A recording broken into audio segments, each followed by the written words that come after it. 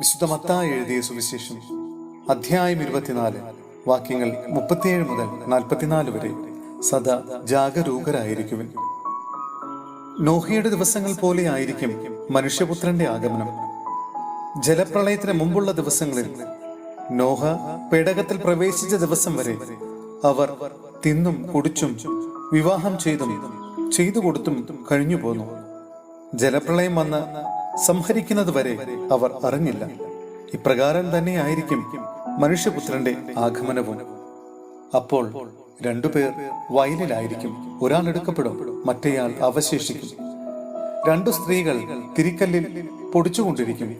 ഒരുവൾ എടുക്കപ്പെടും, മറ്റവൾ അവശേഷിക്കും. നിങ്ങളുടെ കർത്താവ് ഏത് ദിവസം വരുമെന്ന് അറിയാത്തത് കൊണ്ട് നിങ്ങൾ ജാഗരൂകരായിരിക്കുവിൻ.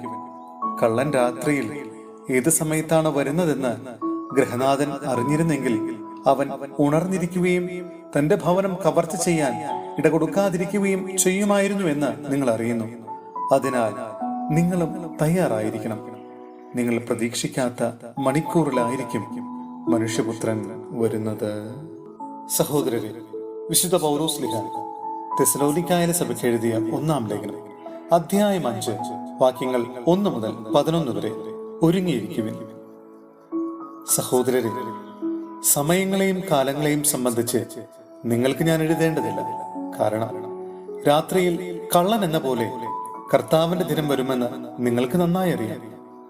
സമാധാനവും ഭദ്രതയും എന്ന് അവർ പറഞ്ഞുകൊണ്ടിരിക്കെ തന്നെ ഗർഭിണിക്ക് പ്രസവവേദന ഉണ്ടാകുന്നത് പോലെ പെട്ടെന്ന് നാശം അവരുടെ മേൽ നിപതിക്കും.